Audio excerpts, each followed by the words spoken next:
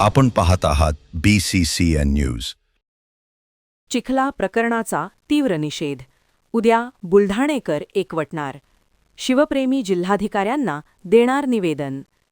छत्रपती शिवरायांचा पुतळा हटविण्याला विरोध केला असता संजीवनी वाघ यांच्यासह अनेकांना बेदम मारहाण करण्यात आल्याची घटना लोणार तालुक्यातील चिखला गावात घडली होती. या घटनेचे व्हिडिओ सोशल मीडियावर व्हायरल झाल्यानंतर राज्यभरातून तीव्र संतापाची लाट उसळली. दरम्यान गावात देखील तणावपूर्ण वातावरण निर्माण झाले होते.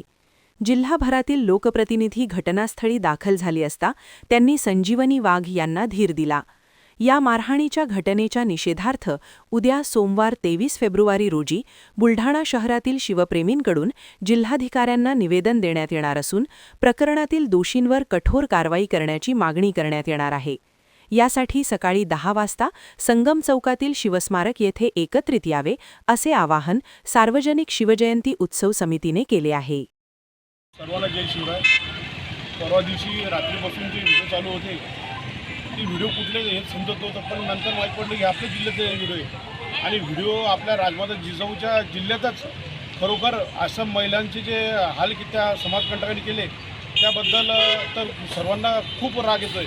माझं तर म्हणणं आहे की त्या छाटले पाहिजे आणि या सर्व गोष्टींना बघून जसं आपल्या आमदार साहेबांना माहीत पडलं तसंच आम्ही सकाळीच 1 वाजेपर्यंत पोचल्यानंतर भावनी सर्वप्रथम त्या बाईला 1 लाख रुपयाची त्या पुतळा संरक्षण केल्याबद्दल 1 लाख रुपयाची भरीव मदत केली आणि त्या पुतळा बसवण्यासाठी 25 लाखाची भरीव मदत पुन्हा आम्ही करणार आहोत. वाघ जेव्हा वाघीणमधून चौताळून उठते तेव्हा काय घडू शकते हे चिखला गावात घडलं.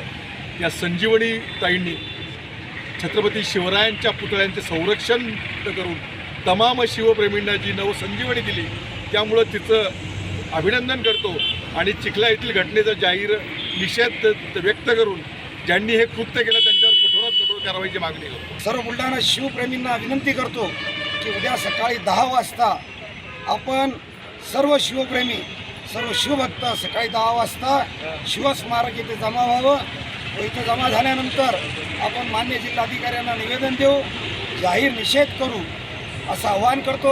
तसंच 1 लाखाचं बक्षीस देऊन तिला हिरकणी असं संबोधलं आणि अशा प्रकारच्या ज्या प्रवृत्त्या आहेत या प्रवृत्तीला जागीच ठेचलं पाहिजे.